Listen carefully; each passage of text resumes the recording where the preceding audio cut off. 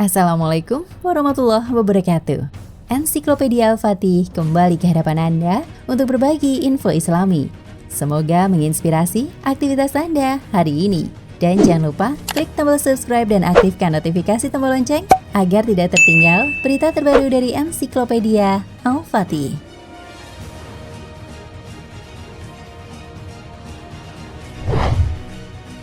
Salah satu kebahagiaan umat Islam adalah ketika mendapatkan surga kelak di akhirat, dan itu merupakan janji Allah Subhanahu wa Ta'ala. Pertanyaannya, apakah keluarga di dunia akan berkumpul kelak di akhirat? Kendati Allah Subhanahu wa Ta'ala merahasiakan nikmat-nikmat yang akan diberikan kelak sebagaimana firman berikut, tak seorang pun mengetahui berbagai nikmat yang menanti, yang indah dipandang, sebagai balasan bagi mereka atas apa yang mereka kerjakan. Quran Surat As-Sajdah ayat 17.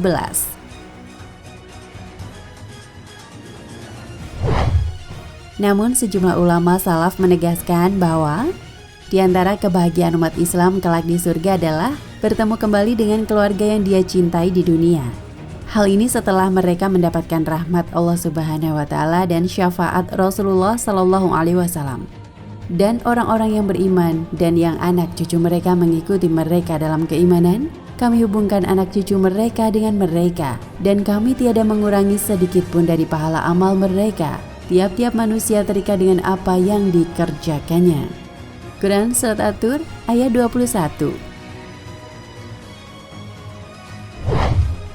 Ibnu Abbas mengomentari ayat ini dengan menjelaskan, Allah akan mengangkat derajat keturunan seorang mukmin meskipun berbeda tingkat amalnya sebagai pelipur lara baginya. Kemudian dia membaca surat At-Tur 21 di atas.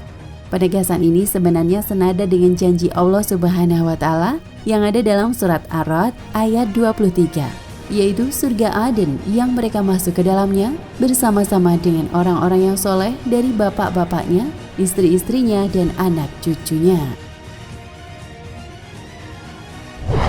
Dalam kitabnya Tafsir Al-Quran Al-Azim, Ibnu Katsir menjelaskan maksud dari ayat ini bahwa Allah Subhanahu wa Ta'ala akan mengumpulkan orang-orang mukmin dengan orang yang mereka cintai dari bapak, istri, dan anak-anak yang memang pantas masuk surga sebagai pelipur lara baginya.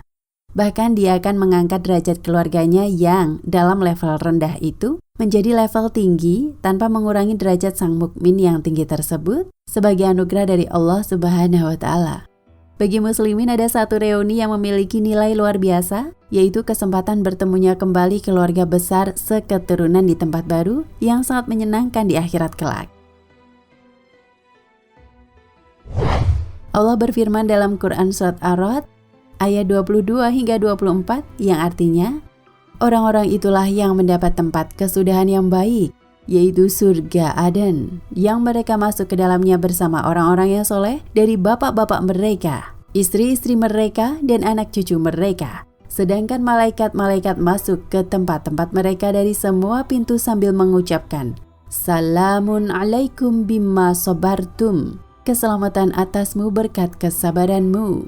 Maka alangkah baiknya tempat kesudahan itu. Sayyid Qutb dalam tafsir Fi Zilalil Quran menjelaskan, peristiwa di atas laksana sebuah festival atau reuni di mana mereka saling bertemu, mengucapkan salam, dan melakukan perbuatan-perbuatan yang menyenangkan dan menggembirakan, serta penuh dengan penghormatan. Kebersamaan di surga tersebut tentu tidak mudah untuk dicapai. Karena dalam kisah yang dijelaskan Al-Quran, banyak keturunan atau keluarga yang tidak lagi bisa bertemu di akhirat, seperti Nabi Nuh dengan putra dan istrinya, Asiyah yang solehah dengan suaminya Fir'aun, dan Nabi Lut dengan istrinya.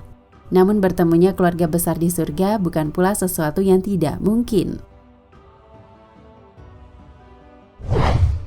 Allah menjelaskan dalam Quran Surat Ar-Ra'd ayat 18 hingga 21, kita bersama keluarga besar bisa bertemu di surga Aden, asal dapat memenuhi 8 syarat. Pertama, memenuhi seruan Tuhannya. Barang siapa yang patuh kepada Allah, niscaya ia akan mendapatkan balasan yang sebaik-baiknya.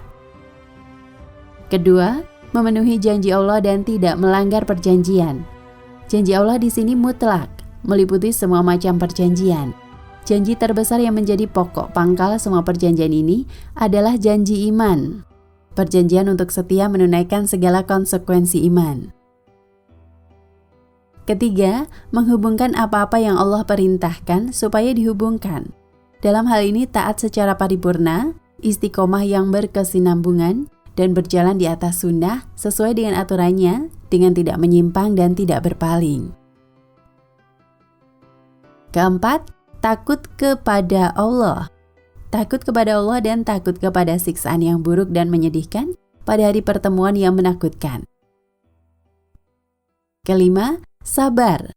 Sabar atas semua beban perjanjian di atas, seperti beramal, berjihad, berdakwah, berijtihad, sabar dalam menghadapi kenikmatan dan kesusahan, dan sabar dalam menghadapi kebodohan dan kejahilan manusia yang sering menyesakkan hati. Keenam, mendirikan sholat. Ini termasuk juga memenuhi janji dengan Allah. Sholat ditonjolkan karena merupakan rukun pertama perjanjian ini, sekaligus menjadi lambang penghadapan diri secara tulus dan sempurna kepada Allah. Juga penghubungan yang jelas antara hamba dengan Tuhan yang tulus dan suci.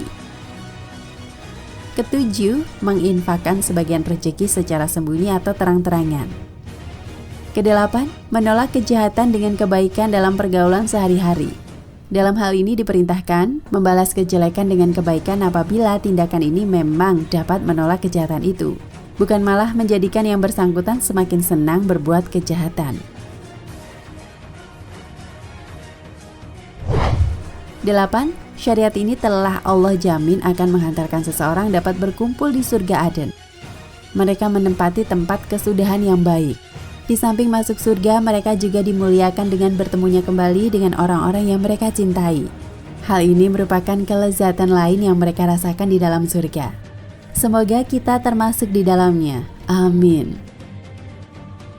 Ia bisa mengenal kerabat-kerabatnya dan selain mereka dari setiap kebahagiaan atau keinginan hati yang datang kepadanya. Karenanya Allah berfirman, dan di dalam surga terdapat apa-apa yang diinginkan oleh jiwa dan yang menyenangkan pandangan kalian, dan kalian di dalamnya kekal selamanya. Bahkan seseorang akan berkumpul bersama anak keturunannya di dalam satu tingkatan surga. Jika anak keturunannya berada pada tingkatan yang lebih rendah darinya, maka akan disusulkan ke tingkatannya. Rasulullah Shallallahu Alaihi Wasallam bersabda mengenai pasar surga. Sungguh di surga ada pasar yang didatangi penghuni surga setiap Jumat. Bertiuplah angin dari utara mengenai wajah dan pakaian mereka hingga mereka semakin indah dan tampan. Mereka pulang ke istri-istri mereka dalam keadaan telah bertambah indah dan tampan. Keluarga mereka berkata, "Demi Allah, engkau semakin bertambah indah dan tampan." Mereka pun berkata, "Kalian pun semakin bertambah indah dan cantik." Hadis riwayat Muslim nomor 7324.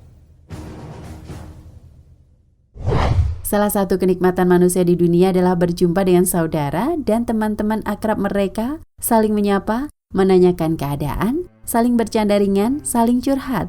Ini menimbulkan kebahagiaan dan kenikmatan, apalagi sudah lama sekali tidak bertemu. Demikian juga di surga, disediakan kenikmatan seperti ini. Wallahu a'lam bishawab.